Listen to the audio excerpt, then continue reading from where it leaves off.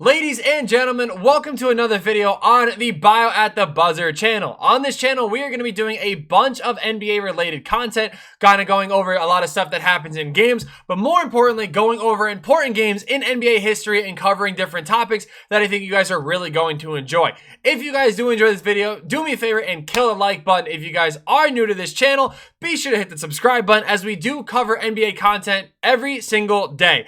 Now, this is going to be the first video on the channel, so if you guys have anything that you guys want me to improve on or, not do anymore, you guys just let me know. But in this video, we are going to be talking about the game that the Warriors turned their entire season around.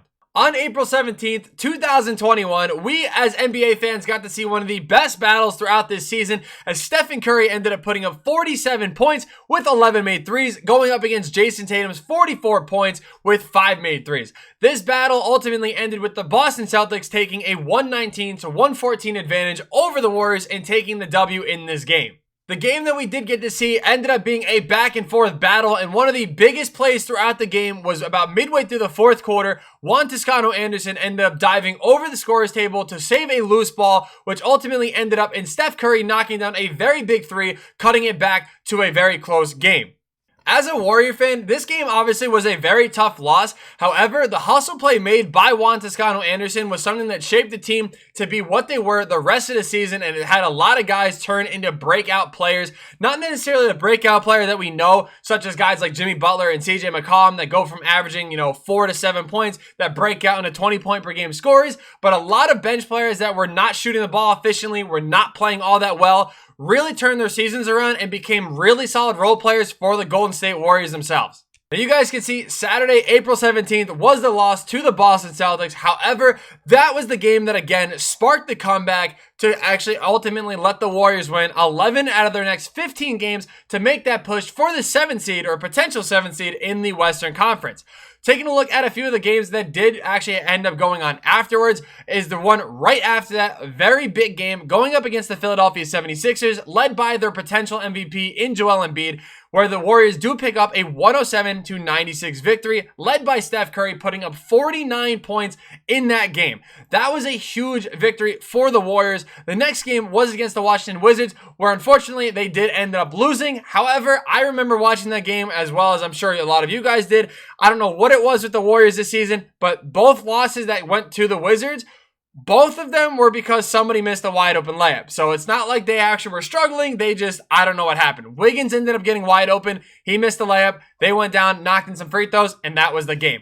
The game after that, though, was against the Denver Nuggets, led by the MVP frontrunner, Nikola Jokic, where you guys can see Curry put up 32 points, but more importantly, led them to a 10-2 run once he re-entered the game. That ultimately gave them the victory in that game. Now, the final thing that I do want to show you guys about why this run was so important is you guys can see a lot of the wins that happened were kind of, starting to chain together a little bit. They did take back-to-back losses against the Dallas Mavericks and the Timberwolves. The Timberwolves game, again, I remember watching that. They had one of the best shooting performances that I've ever seen a team have, and I'm talking about the Timberwolves there.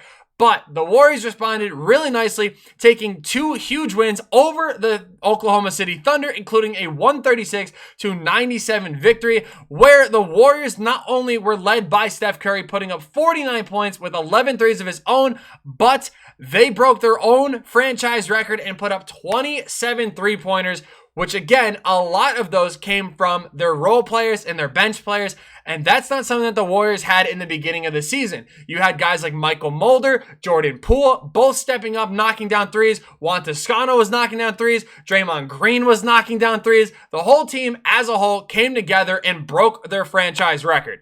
Now, if I was going to be talking about teams that were, fighting for the #1 pick in the draft, I would understand you guys being a little skeptical. However, the 2 teams that I did just bring up were led by the top 2 MVP candidates of this season in Joel Embiid and Nikola Jokic. Those 2 teams were obviously really good, but let's talk about 2 more teams that are actually kind of proving even more about how dominant the Warriors really became towards the end of this season. On a back-to-back, they ended up having to go up against the #1 seed with the Utah Jazz and the #2 seed in the Phoenix Suns. Ultimately, the Utah Jazz did not have Donovan Mitchell or Mike Conley in this game, so the Warriors were able to get up big in this game. They actually ended up blowing the lead mainly because Jordan Clarkson ended up putting 41 points up off the bench. Absolutely insane. He got hot towards the end of the game. However, the Warriors were able to hang on as Steph Curry hit a very big game winner with around 13 seconds left in the game. He put up 36 points, but that is not why this game was very important. If you take a look at the box score from this game, you had other guys stepping up that were really important to see in this game.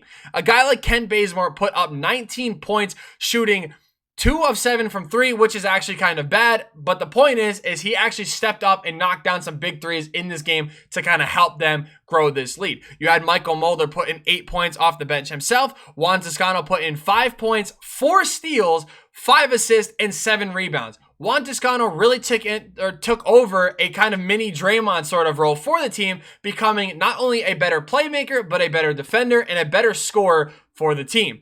Now, the final person I want to talk about is Jordan Poole. He actually ended up adding in 4 threes of his own with 20 points off the bench. Jordan Poole became a big reason why this Warriors team was able to succeed when he would come in the games. A lot more points were able to be had and leads were able to be saved by Jordan Poole. Now, as I said, this was a back-to-back game against the top 2 seeds in the Western Conference. The Western Conference is no joke. We all know that. Led by powerhouses like the Phoenix Suns, the Utah Jazz, the Denver Nuggets, the Los Angeles Lakers, the Clippers, the Mavericks. This whole conference is stacked. And the Warriors were able to pick up back-to-back wins, and this time it was against the Phoenix Suns. Phoenix Suns, led by Chris Paul and Devin Booker, did put up a pretty good fight as they were up by as much as 16 halfway through this game. But again, this is where the Warriors were able to be a different team. Steph Curry did struggle in this game. By taking a look at this box score you guys are going to see here, Steph Curry did shoot 7 of 22 and 1 of 11 from 3. If this was any other given night, especially going up against the best or one of the best teams in the Western Conference, this would have been a blowout and it would have been left at that. However, you had other guys stepping up, putting in insane performances. Andrew Wiggins was able to put up almost 40 points, tallying 38 points, shooting 17 of 24 from the field. That was a really key reason why they were able to win this game. Also, you have guys like Kent Bazemore, again, putting up 17 points, helping add to the total, helping to add to the comeback of being down 16. Now, again, something you have to look at in this game was Jordan Poole, again, stepping up off the bench, putting in 3 more threes in this game, adding 20 more points to the team, and ultimately leading a really good comeback for this team.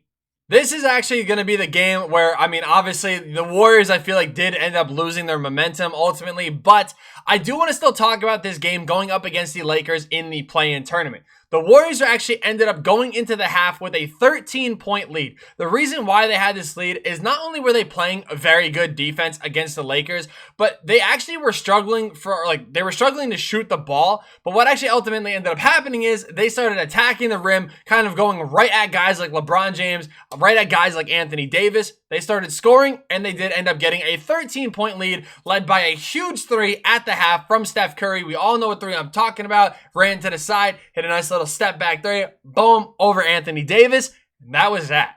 Unfortunately, they did end up blowing the lead in the third quarter due to a lot of free throws that were had.